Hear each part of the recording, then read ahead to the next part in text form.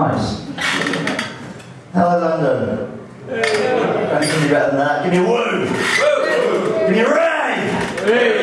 Give me a Archim lad! That doesn't go into any seafaring material, I just kind of get off and keep going, sounding like pirates. I want to start with a little story about the best thing I saw last year. Basically, I was standing at a bus stop and there were these three little hoodie kids walking around in that way they do, like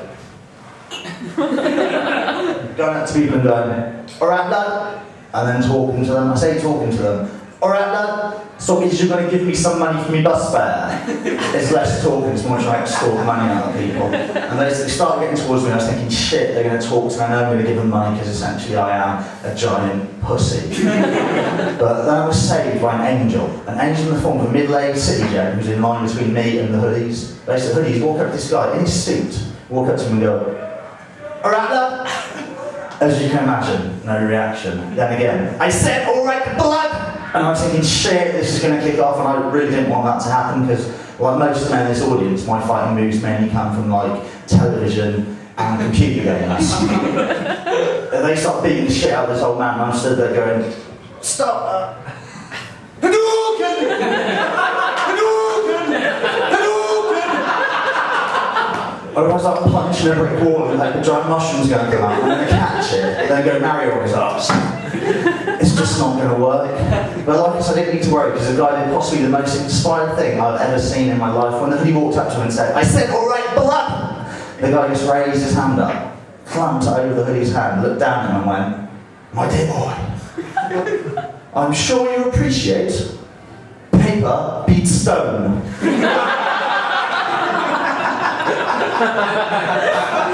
I win. Now fuck off!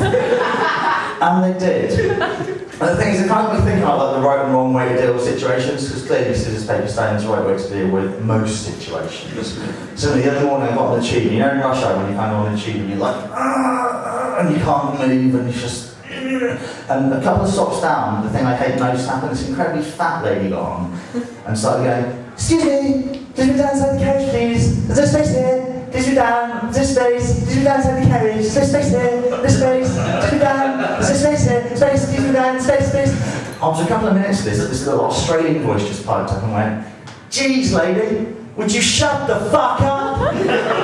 There's no space down here either. But I know there'll be more up there. It's called Slim Fast.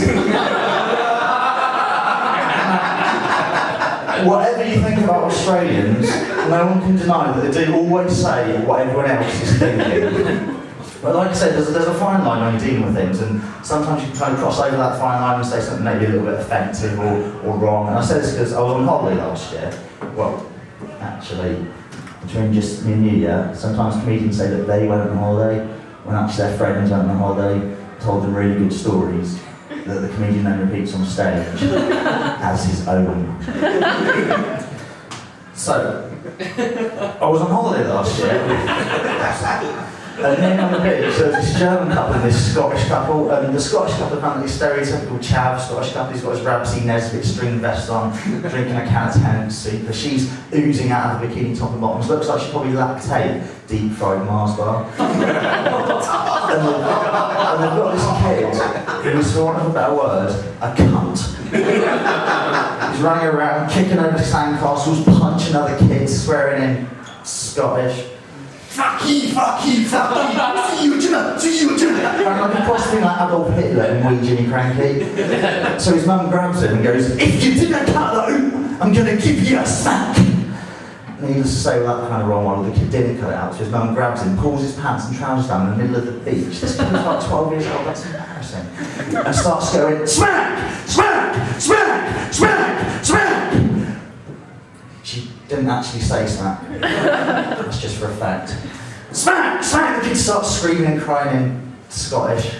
Then the German guy from the German couple gets up, walks over to them, looks at the screaming kid, looks at her, and then just goes, in Germany, we do not smack our children.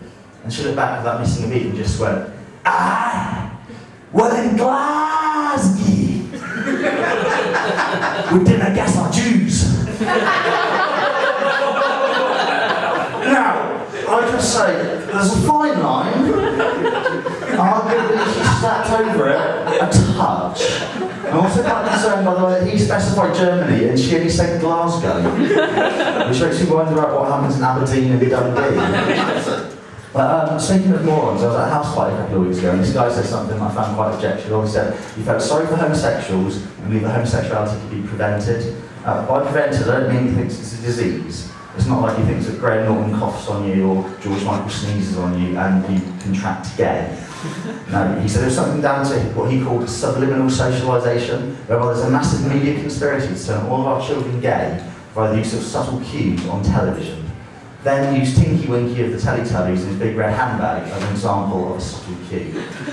He then went on to justify himself by saying, yeah, when we were kids, we used to watch good masculine shows like He-Man, good masculine role models. That's why we didn't grow up to be benders.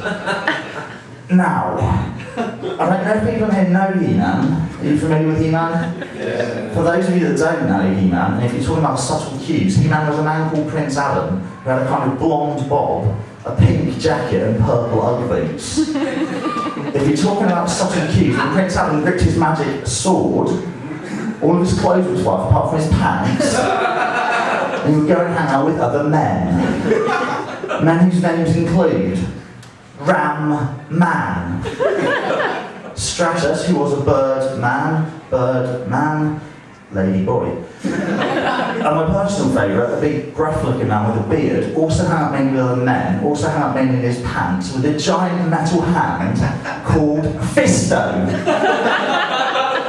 Now, I watched a lot of He-Man, and I didn't turn gay, so I think maybe there's nothing in it. Although apparently David Beckham also watched a lot of He-Man, and he married Skeletor, so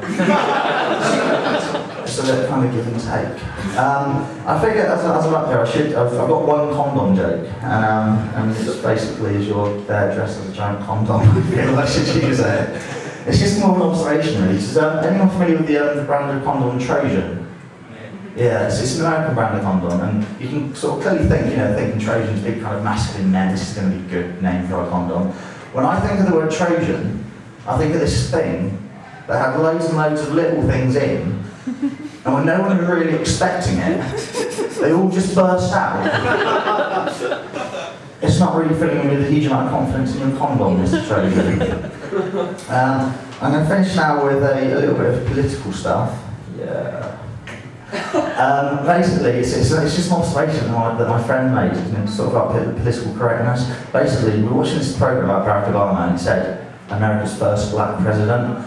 And at this point he goes, yeah, but that's not right, is it? He's not America's first black president. His mum's white.